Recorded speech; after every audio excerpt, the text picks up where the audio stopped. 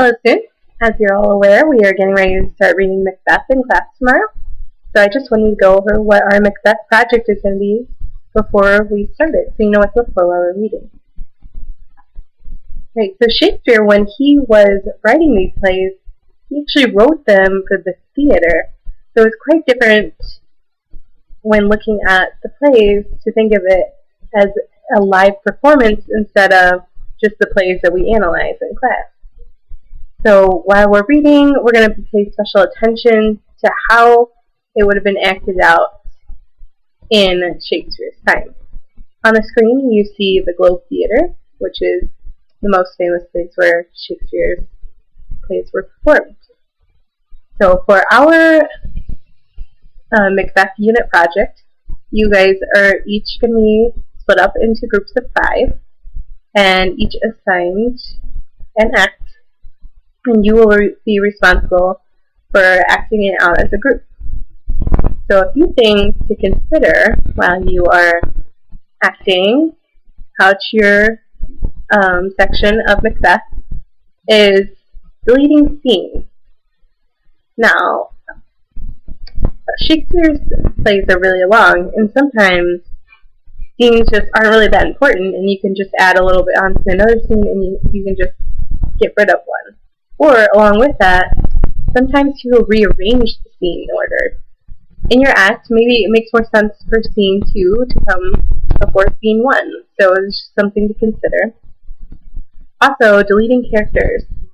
There's not going to be that many people in your group, so you might either have to double up characters, or if you think a character is minor, you can just delete them, and if they said anything that was too important, you can just give those lines to someone else. A few other things to consider as the director, you have to think about blocking.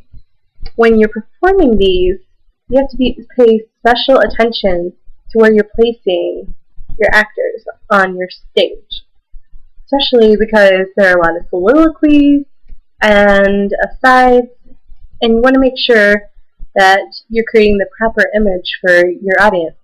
So the audience knows that, oh, that character wasn't supposed to hear that because it was inside between those other 2 characters. So you have to create distance and use body language such as angling and other ways so you can portray what's really going on in the scene to the audience. Now, part of your project is you're going to get to decide what time period you want to put your act in.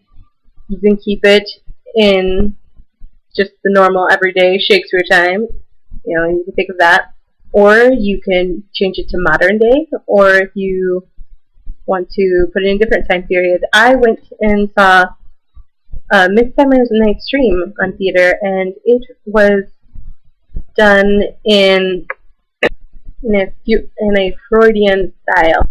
So it was all like a major dream sequence. So that's just a couple things.